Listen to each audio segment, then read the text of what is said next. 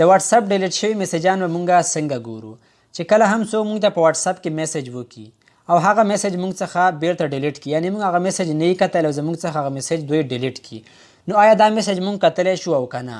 یوازې په واتس اپ کې نه، په واتس اپ کې، په میسنجر کې، په آیمو کې، په ټیلیګرام کې، که په دې څلورو باندې کې تاسو ته څوک میسیج وکړي او بیرته هغه میسیج تاسو نه ډیلیټ کړي، نو آیا دا میسیج مونږ کتلی شو او که نه؟ چې کله هغه میسیج مونږ نه ډیلیټ هم کړي او مونږ بیا هغه ډیلیټ شوي میسیج باندې څومره هم کلیکونه وکړو هغه میسیج مونږ سره نه اوپن کیږي، نو بالکل دغه میسیج مونږ دوباره کتلی شو، دوباره یې ریکور کولی شو. نو راځئ چې طریقه درله وښیم، ویډیو د نورو ملګرو سره هم شریکه کړئ او چینل در سره هم سبسکرایب کړئ. زه د ویډیو پر طرف باندې درڅو دغه طریقه تاسو ته پریکټیکل په موبایل کې وښیم.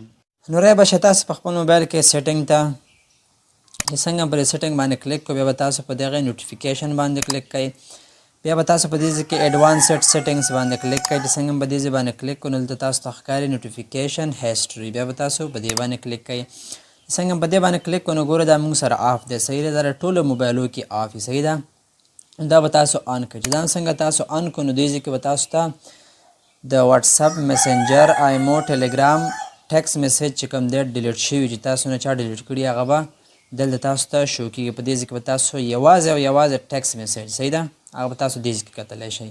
دا به تاسو آن ساتئ، صحیح ده. چې کله مو دې نه بعد تاسو ته څوک میسیج وکړي او ډیلیټ کړي نو تاسو بیا دې ځای کې کتلی شئ. تاسو ته به ټول دې ځای کې راجمع کېږي، که هغه د واتس اپ وي، که هغه د میسنجر وي، که هغه د ټیلیګرام وي، که د هر شي، صحیح ده. هغه به تاسو په دې ځای کې ګورئ.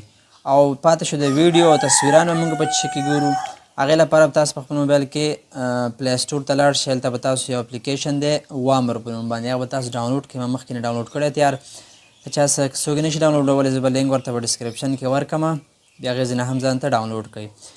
بیا به تاسو وامر اوپن کړئ. چې څنګه به دا اوپن کړو نو ګوره دا به تاسو اکسپټ کړئ، دا به انیبل کړئ، صحیح ده. دې ځای کې تاسو دا آن کړئ، الو یې کړئ. بیا تاسو په دغه ځای باندې بیا کلیک کوئ، په دې باندې بیا کلیک کوئ، صحیح ده. دا به ټول الاو کوئ. نو دې ځای کې اوس تاسو ګورئ، دې ځای کې به تاسو یو شی انتخاب وکړئ. که تاسو واتس اپ باندې اوکې کوئ، واتس اپ ورسره کنیکټ کوئ، نو یوازې به د واتس اپ تصویران او ویډیو، ډیلیټ شوي تصویران او ویډیو به تاسو ته ښیي. که تاسو میسنجر ورسره ایډ کوئ، د میسنجر راغلي میسیجونه، که هغه تصویر وي، که هغه ویډیو، صحیح ده، هغه به تاسو ته د میسنجر یوازې ښیي. او که تاسو په دې ځای کې مثال کوم بل ټیلیګرام یا هم آیمو تاسو ورسره کنیکټ کړئ، نو تاسو ته به یوازې او یوازې بیا هم دغه یو اپ تصویر او ویډیو، ډیلیټ شوي ویډیو تصویران دې ځای کې ښیي. په نوټیفیکیشن هسټري کې مونږه که د میسنجر که د واتس اپ وي، د ټولو چې کوم دی په ګډه باندې هلته ټیکس میسیج ښیي، خو دلته به تاسو چې کوم کنیکټ کړئ د مخکې ډیلیټ شوي تصویران او ویډیو به تاسو ته ښیي. په دې واتس اپ باندې کلیک کوئ، بیا به تاسو په دغه ځای باندې کلیک کوئ. چې څنګه په دې باندې کلیک کوئ بیا به تاسو په دې ځای باندې کلیک کوئ، دا به تاسو اوکې کوئ، صحیح ده. نو ګوره فعلا په دې ځای کې مونږ سره څه شی نشته دی. چې کله هم مونږ ته نور څوک خلک سره راولېږي نو هغه مونږ ته په دغه ځای کې شو کېږي، صحیح ده. که هغه تصویر که هغه ویډیو خلک مونږ ته راولېږي، هغه مونږ څخه بیرته ډیلیټ کړي، نو تاسو به راشئ په همدغه ځای کې به تاسو ګوره نو نوټیفیکیشنز ایډ، صحیح ده. په دې ځای کې هېڅ هم تاسو سره نشته دی. نو چې کله هم تاسو څوک سره راولېږي ویډیو، تصویر په واتس اپ کې، هغه به تاسو په دې ځای کې ګورئ. دلته به تاسو ته باقاعده دلته ښکاري، صحیح ده. او که ټیکس میسیج څوک راولېږي هغه به تاسو په نوټیفیکیشن هسټري کې ګورئ، صحیح ده.